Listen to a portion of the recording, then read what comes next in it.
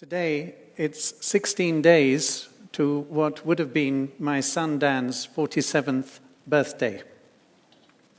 He would have been older than all my fellow speakers here this evening. I say would have been because Dan was killed in Mogadishu on the 12th of July, 1993. He was a Reuters photojournalist covering the biggest news story of the day in the most dangerous city on earth. His photographs made it to the front pages of many of the world's top newspapers, and his pictures also featured in double-page spreads in magazines like Newsweek. But each time Dan went up to Somalia, he would also take with him sweets and pens and other bits and pieces that he would give to the children that he would seek out and be with in Mogadishu. He ventured to parts of Mogadishu that no one else did. Dan also designed and sold his postcards, his T-shirts, and eventually a book of his photographs. And he sold these to the soldiers who were there hunting after General Aidid. Today, like many days, like most days, I celebrate the life of my son, of this lively, friendly character who was so many things and who was such a good friend of mine. He was humorous, he was creative, he was humble, he reached out to others. And with Dan, he taught me something that was still, as he was reaching his late teens and early 20s, not as common as it is today.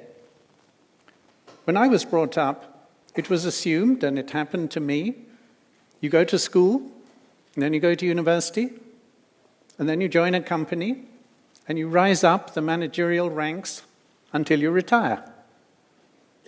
But for Dan, it was very different. For him, nothing was linear. Nothing was continuous.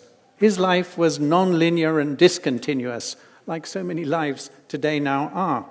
And he introduced me to that being a kind of new normal. Sometimes he was doing his photography. Sometimes he was doing his art. Sometimes he would take a course at a university somewhere, but not necessarily with the idea of getting a degree, which he never did. Sometimes he would do his entrepreneurial thing, like selling his T-shirts and his book. And a lot of the time, he would be helping others in need. He helped a Maasai family sell their jewelry, Maasai family from behind the Ngong Hills. He helped some Mozambican refugees in Malawi, along with a big bunch of students that he drove down from here to help. And he ran a disco at our house one evening to raise funds for a young girl in Kibera to help fund her heart operation, heart surgery. So he was all these things. But above all, he was a guy who would have a good time doing good things. It wasn't either or, as too many people on this planet imagine it to be. For him, yes, he would be up there in Malawi doing this very desperately serious work, being a photojournalist for Reuters, but he would also be having fun with the children and with the soldiers and the diplomats and the others. When he went down with his group to Malawi, they would be partying the night away prior to giving away what they were giving to the refugees in Malawi. The way I was with Dan and his sister Amy, from whom you heard a little earlier on, complaining,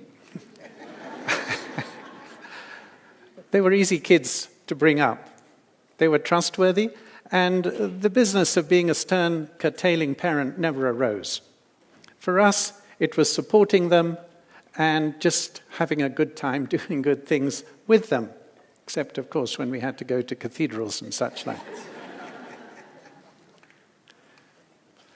But as I was going through this parenting, it really gave me some good thoughts about how to lead other aspects of my life, and not least in the workplace.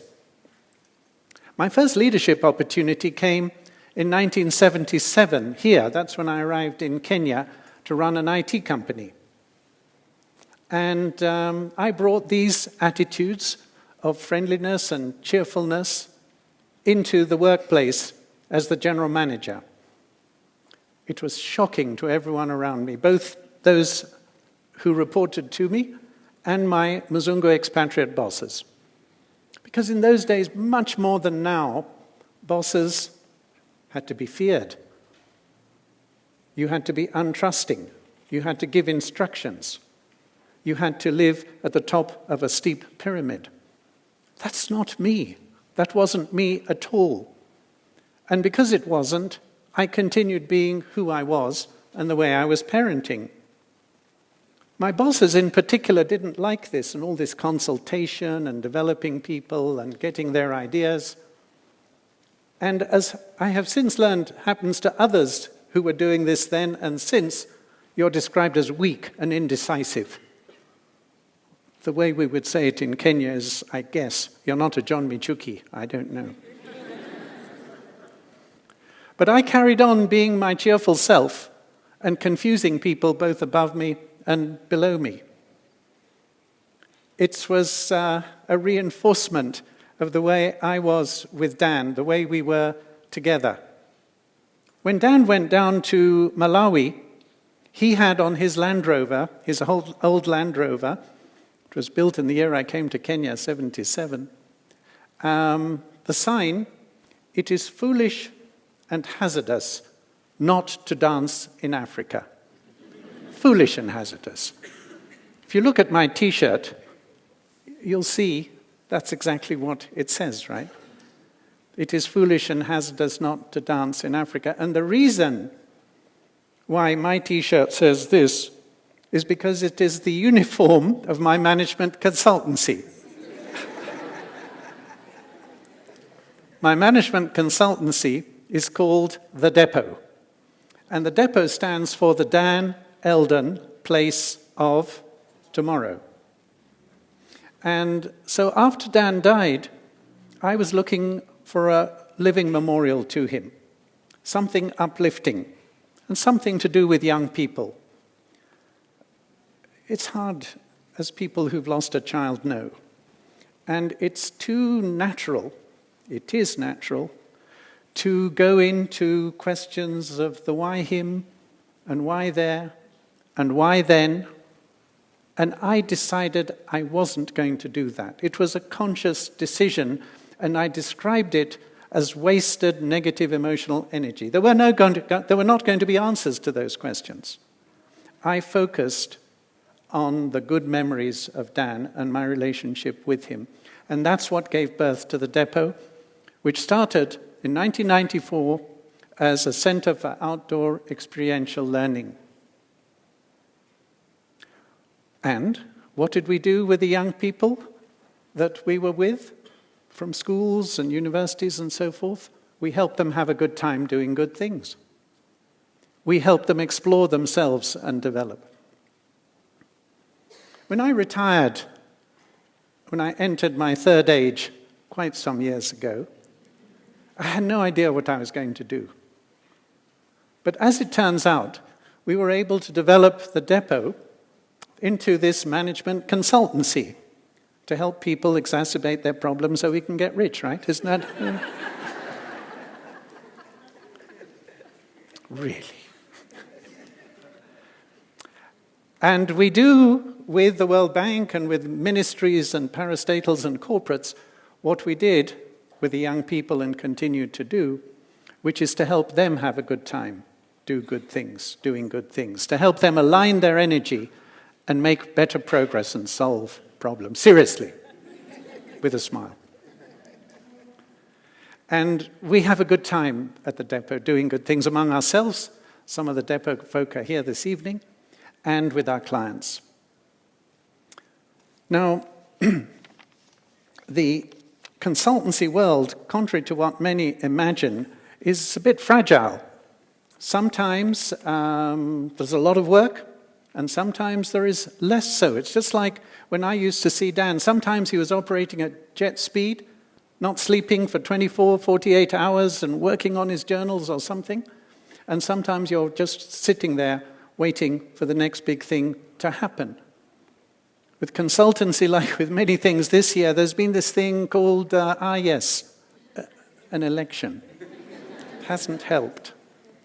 And therefore, like Dan used to be involved with his portfolio of activities, I too, previewed by him then, have developed my portfolio with directorships, and I'm involved with a university, KCA University, where I'm chairman of the council, and I have my column in Business Daily, and so on, these things tumbling around with each other in a portfolio in this gig economy. Dan was in the gig economy before it was invented. All these artists here are gig economy. We consultants also are. So, ladies and gentlemen, I've talked to you a little bit about Dan and the sort of guy he was and what he had been doing by the time he left us at the age of 22.